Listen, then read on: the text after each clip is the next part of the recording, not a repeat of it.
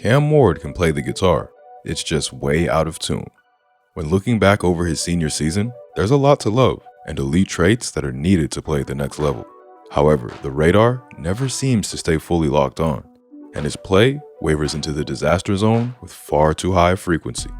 Let's eschew the hype, ignore the noise, and analyze what's actually on tape. If you're a fan of the channel, you know that there's one trait we hold above all else when looking at quarterbacks, and that's anticipation. The ability to throw your man open is the most important skill in the NFL, and it's the only way to attack complex defenses effectively. What makes this so important as a trait is that I just don't think it's possible to learn this at the NFL level. High school? Yeah. College? Maybe, with a great coach. But the NFL? These guys are just too damn fast. Luckily for Cam Ward, and fans of teams who might draft him, it's all over the tape. This is a fantastic ball to the out route to take advantage of the off-man coverage. The rhythm's nice here, and he's winding up on the first step of the cut, rocketing a ball cross hash to get a fresh set of downs. And here against Wake Forest, they short motion out of the stack to create the one-on-one battle, and Cam delivers another time to perfection. Again, it's cross hash thrown at the cut, and the mechanics are wonkier here, but he puts it out in front for his receiver, allowing him to turn it in for the score. Boundary balls are one thing, but dissecting a dropping zone through the middle is how you get paid. And there's some truly elite NFL level anticipation throws on tape. Here's a really nice one to attack the cover 3, with Cam displaying a good understanding of how to read defenses. With Syracuse presenting a too high look, his eyes are to the weak side safety, reading him roll down to fill the flat in the cover 3. With the coverage identified, Ward knows where to attack, working strong side to find the dig route. Watch the windup while his boy Restrepo is covered, throwing him open to the middle gap. A play Miami loved to run for him was an old Chip Kelly favorite, fake bubble seam, selling the quick screen, only for the blockers to suddenly take off past the crashing defense. His ability to rocket the ball through the zones on this play was damn right ridiculous. Look how early he's winding up with his receiver covered, and nobody's going to be able to close out on this laser. And here's a throw that could convince many a front office to draft him first overall. Miami draws up a similar play from a quads bunch look, and the defense shifts 6 over to deal with the 4 threats, but Cam's anticipation beats the numbers advantage. The first level isn't fooled by the fake screen and drops to their spots, but Cam knows his arm and anticipation can still find an angle. He's winding up with his receiver still in the previous window, rifling this at lightning speed between the zones. There's no chance for anyone to contest this, hitting his receiver perfectly in stride for the catch and run. He could use this anticipation to push the ball downfield too. This was another play they liked to run for him, taking advantage of his timing and arm strength. The tight end short motions blocking the end, and the back blocks the same side, creating space for the lefty rollout. The wide side of the field is a 2-on-2 game now, and the one will clear out the space with a deep post as the rollout buys time for the out and up. You still gotta throw this with good timing though, and the windup's happening right at the cut upfield, putting this out in front for his boy, allowing him to run it in for the score. And this might be my favorite of the bunch, showing more good ability to read and great understanding of how to change up the type of ball he needs to throw. Syracuse again muddy the look by starting in too high, but again roll the safety down, this time as part of a drop 8 coverage. The underneath is flooded, but Ward spots an opportunity. With the boundary corner widening hard off the snap, there's a window to throw the corner if he adjusts the ball. Instead of throwing this outside and with air on it, he throws this flatter, again timed at the breaking point, getting this to his boy Restrepo, who helps him out with a slightly inside ball. And hey, this Xavier Restrepo kid is a baller too, and we'll get a chance to talk about him when we start covering wide receivers. But don't think it's only lasers in his arsenal. One of my favorite aspects of Cam's game is his touch. The ability to softly throw the ball into space is extremely coveted in the NFL and shows a next level feel for how to attack defenses. This is absolutely ridiculous feel to loop it over 3 defenders on the RPO. The edge wins his block to bring pressure quickly, and fading backwards, Cam drops this over the rusher, the lurking linebacker, and the chasing corner. It's thrown at a glacial pace, but the placement and touch is superb. The touch continues as we work downfield. This one's a little late on the over route, but it's great placement to lead his man away from the tight coverage. Knowing he can't throw this flat with the threat of the undercut, he loops this over the shoulder to the sideline, allowing his receiver to break his route deeper and catch it over the shoulder. Against Iowa State, they catch him napping with the switch release off the play action, and Ward once again takes advantage with the touch throw. Spotting the second-level defenders crash too hard, he lays one out with feathery touch to his speedster tight end. He has to watch this from the floor as the D tackle takes his legs out, but it's well worth the watch. And more attacking deep with deft touch. This one, the narrowest window of them all. Spotting the man coverage against the wheel route, Cam is unloading right as he hits the top of his precarious dropback. But the touch is much better than the footwork, dropping this over the shoulder into an NFL-level gap. To get to these throws, he's got all the arm angles and off-platform deliveries one could possibly need, which has almost become a given with the new generation of QBs. However, at times, he's far too loose with it, and for as impressive as it can be, it often wavers into damn right poor mechanics. You'll see quite a few balls in this video flutter due to release, but there's no doubt he's got a rocket when he can tap into it. When he does get closer to an ideal throwing form, he can launch it. This rightfully comes back for an egregious hold, but it's a great display of what he can do when the launch is clean. Standing on his own 39, Ward rips this to the post, dropping this all the way on the Cal logo, halfway in the end zone. That's 66 yards with not even great mechanics. These young dudes are just silly. And here's the arm angle. He's got a very slingy release anyway, and he's easily able to bend this around the oncoming rusher to find the screen pass. So far, we've mostly been looking at the ability to hit the first read, but not all designs come open, and that's when the QB's work to scan the field becomes paramount. Here, there's some really nice promise in his game, able to bounce from read to read, scanning across the full formation. Reading the defense against Ball State, he first comes to the solo side, but seeing his man double covered, works across the field to the dirty bunch.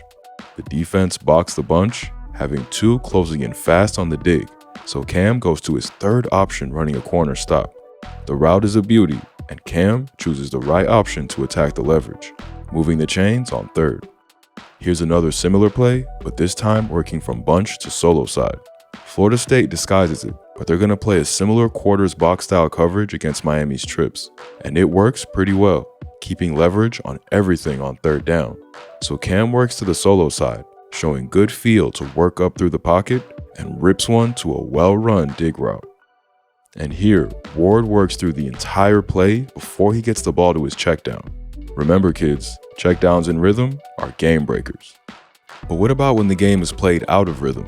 So much of the modern game is about playing outside the structure, and these new QBs need to be mobile. Here, Cam is damn right ridiculous. But much like with the mechanics, he flies way too close to the sun with what's acceptable. With nothing open on third, Cam is dancing around, working left before crossing back through the pocket, getting caught by the D end and spun 360, but somehow maintaining his balance and escaping out left. His eyes are up, finding a receiver making himself available on the sideline.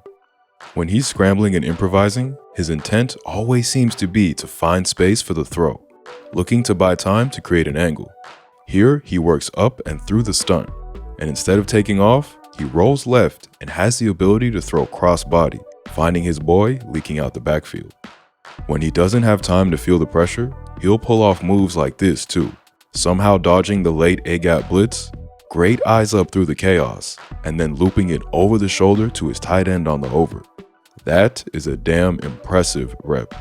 And he's got the magic for the spectacular play too, somehow wriggling out of this near certain sack, dodging a second dude who should put him in the ground, then chest passing it to his tight end. And as we said, checkdowns are awesome, as his tight end gets the angle and rumbles down to the 1. And when he does take off, the strength to shrug off boys in the pocket extends into the secondary, powerful enough to run through any arm tackle. And here we see a flash of the pace, showing really good vision to get behind his blocks for the score. So what we've seen so far has been really promising, but despite carrying such coveted traits, Cam's film overall still leaves me wanting a lot more. The anticipation is excellent, but the radar, man, that's a real concern. Accuracy is just as important, And here Cam's ability to find the right location wavers drastically. Yes, he'll throw a dime timed through the traffic on what seems to be an impossible ball. But then he'll sail the next one, missing routine throws which keep the offense in rhythm. This is a hard ball to hit, but we've shown him throw it already, and this one just doesn't get close. The wide hashes and college field give him a one-on-one matchup to throw the comeback, even if Georgia Tech are trying to play zone. But he can't get anywhere near his man. It's thrown off the last step of his dropback, so the rhythm is nice, trying to throw the out before the cut, allowing his man to curl into the space. But this just sails straight into the sideline. The mechanics all seem off, and his hip, arm, and shoulder aren't moving in rhythm, leaving him to just try to throw this with his arm, and that just ain't good enough at the top level. And again, he's finding the read, but really struggling to throw with accuracy. The middle safety in the 3-high look drops to feel the middle zone in the cover 2. And Cam reads the safety is conflicted, attacking the post with a rifle between the zones. But there's no lead on the ball, and a bullet this fast is very difficult to catch behind you on a post route. It's a drop, but if he leads his man, that's crib. A lot of these are caused by really poor mechanics, and we've got to talk about mechanics and rhythm. The reason coaches stress mechanics and footwork is not because you can't throw a football without them, but because it allows you to play in the tempo of the offense, hitting receivers with the accuracy and placement to lead them on the run. When watching Cam Ward's tape, this is an outright disaster at times. He's got the arm angles to bend the ball around defenders, but way too often he's an all-arm thrower, really struggling with placement and leading his man. One of his biggest problems is the lack of rotation and step-in a lot of his throws. Watch the completely out-of-sync footwork on the play action, and look how wide it leaves his base. His legs are almost 2 yards apart, and there's no way to create torque or rotation through the hip. This leaves him throwing with just his arm, and with no power coming from his core, he overcompensates by trying to power it there, sailing it way long. This makes the deep shot such a crapshoot, and these are happening from clean pockets by NFL standards. They get a mismatch in speed off the fast motion, and there's a chance to take a shot, but Cam hesitates, feels the rush, and rocks back for the throw rather than rotating through it. Yes, there's some internal pressure, but he makes it worse. The top guys in the NFL still get the torque and step in here. Trying to fade back just makes the ball so much harder. Cam's footwork on dropbacks and natural low release point is likely to put off a lot of coaches. With a 3rd and forever, Cal back the fuck up and make him try to go over the top. And Miami's strong O-line give Cam plenty of time and space. The decision and the throw I'm not too worried about here. The aggressiveness is nice, and at least he's trying to get yards. But with this much time and space, you can see just how sloppy his natural mechanics are. He's bouncing and crisscrossing on the dropback. No rhythm, sort of jumping rather than striding. And watch the lack of step through or rotation. It's just all arm, and when we cut to the end zone view, you can see the release point I mentioned. Look how side-armed the release is. His hand is under the ball when he rips it, meaning he can't generate clean rotation, losing power from a poor spiral. And this release angle seems to be his natural one, something a lot of coaches will not like. If it was all just mechanics-based issues, that could be forgiven for the amount of good tape there's been. But problems also arise in his reading of the game. For all the great anticipation balls and progressions we've shown, the tape is equally littered with poor reads and late throws. Here's a really creative drive concept, where Restrepo short motions, then shows a shifty release to set up the timing for the under route. It's wide open versus the zone, and Cam has a clean pocket on 2nd down to make the throw. But he just doesn't release it. His eyes are down and he's trying to escape the pocket, running himself straight into a sack. Miami continues the creative play calling by having the back rocket motion to create a 4-strong look, appearing to set up the scissors concept with a lead swing, something we've seen everywhere this last year in football. However, Restrepo running the lead for the swing will slip the block, running a wheel route into space created by the post. It works to perfection, and Miami has a shot to go house. But again, Cam doesn't throw this despite a clean pocket, hesitating himself into pressure and having to vacate the pocket. To make things worse, he then just throws up a prayer ball, and he's lucky this gets to the sideline or this might have been picked. And more good design beats the coverage with the trips formation. However, Cam fails to release. Georgia Tech run a box defense, defending the first in and out at 2 depths. But a deep slant and post off the fake bubble have the post out leveraging the defense. And if he floats this over the top, his guy is just going to run all the way home. But Ward doesn't release, despite the excellent pocket, dropping his eyes and inadvertently dancing in the pocket, causing unnecessary pressure and a throwaway. This dropping of the eyes is a real concern and far too frequent in occurrence on tape. So much of the NFL game is being able to play amongst the chaos, hitting your reads and release points even when the pocket is messy. With Cam, these throws either won't be attempted or are extremely late to be thrown. I can't show you this one as we're banned from showing SEC footage on YouTube, so you'll need to go follow us over on Patreon to see the clips against Florida, as well as all our other SEC specific breakdowns. We wish we could show them here, but we unfortunately aren't allowed. In the rivalry game, he's got 2 guys open on third thanks to nice routes and leverage, but he won't pull the trigger on either of them. This is a very clean pocket to pull the trigger from, but watch him drop his eyes when he feels the presence of the rush, trusting his legs far too much. And here against Cal, his boy X wins on the slant to give him a quick option versus the 5-man pressure. But there's no release, allowing pressure. He works to the dig, who also has the leverage to win the route.